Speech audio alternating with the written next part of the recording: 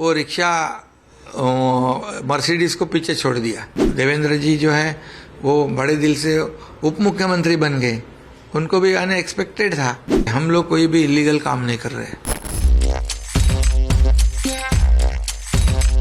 हम लोगों ने जब शिवसेना बीजेपी के साथ चुनाव लड़ा था 2019 में, लेकिन सरकार बन गई कांग्रेस राष्ट्रवादी के साथ, और इसके वजह से हिंदुत्व की बात जब जब हिंदुत्व के मुद्दे आए, सावरकर जी का मुद्दा आया और कई मुद्दे आए, मुंबई बॉम्ब ब्लास्ट का मुद्दा आया, दाऊद का मुद्दा आया, और भी कई मुद्दे जब आते थे तो हम कुछ भी निर्णय नहीं ले पा रहे थे। और इसलिए, और दूसरी बात है, जो हमारे 40-50 विधायक जो हैं उनके चुनाव क्षेत्र में भी काफ़ी कठिनाइयों का सामना उनको करना पड़ रहा था, क्योंकि अन्य जो हमारे घटक पक्ष है वो उनको जो वहाँ पर उनके सामने जो पराजित हुए थे उनको उनकी ताकत बढ़ाने का काम अन्य घटक पक्ष कर रहे थे। और दूसरी बात, जब हम लोग चुनाव में जीतते हैं तो हमारे चुनाव क्षेत्र के जो मतदाता हैं उनकी अपेक्षा होती है डेवलपमेंट होना चाहिए,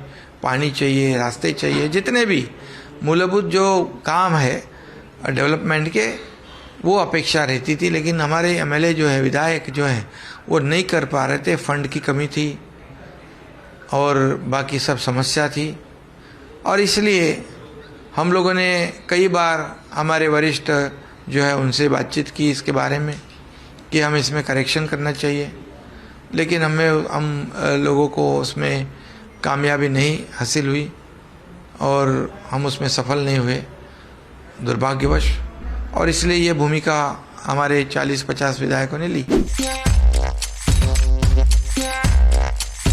हम लोग कोई भी इलीगल काम नहीं कर रहे। इस देश में लोकशाही में कॉन्स्टिट्यूशन है, रूल्स है, कानून है, उसके मुताबिक ही काम करना पड़ता है।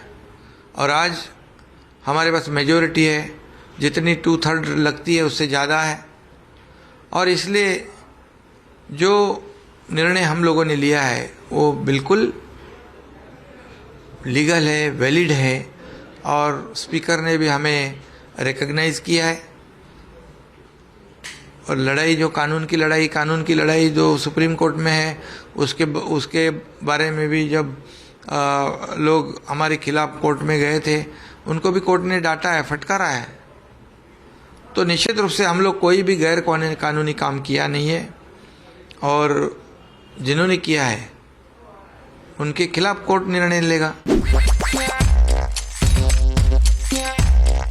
आज पूर्व मुख्यमंत्री उद्धव ठाकरे अपने कार्यकर्ताओं को संबोधित करते हुए बात कर रहे थे। उन्होंने एक बात वहां पे कही कि पहले हमारी सरकार को 3 पहिए की सरकार कहा जाता था, आज 3 पहिए वाले ड्राइवर को सरकार चलाने दे दिया है, कैसे चलेगा? कहीं ना कहीं इशारा आपकी तरफ था, आपके शुरुआती। मैंने कहा है उस पर, वो रिक्शा मर्सिडीज को पीछे छोड़ दिया। रिक्शा ने मर्सिडीज को पीछे छोड़ दिया, क्योंकि ये सरकार जो है ये सर्वसामान्य लोगों के लिए सरकार है। ये समाज के हर घटक को न्याय दिलाने वाली सरकार है। और देखिए, हम लोग ऐसा काम करेंगे कि ये सरकार हर एक घटक को, हर एक व्यक्ति को लगे कि ये मेरी सरकार है, ये मेरे लिए काम करेगी, ये फ़र्क होगा। और इसलिए मैं कहता हूँ कि यहाँ पर हमारे देवेंद्र जी जो है वो बड़े दिल से उप मुख्यमंत्री बन गए, उनको भी अनएक्सपेक्टेड था।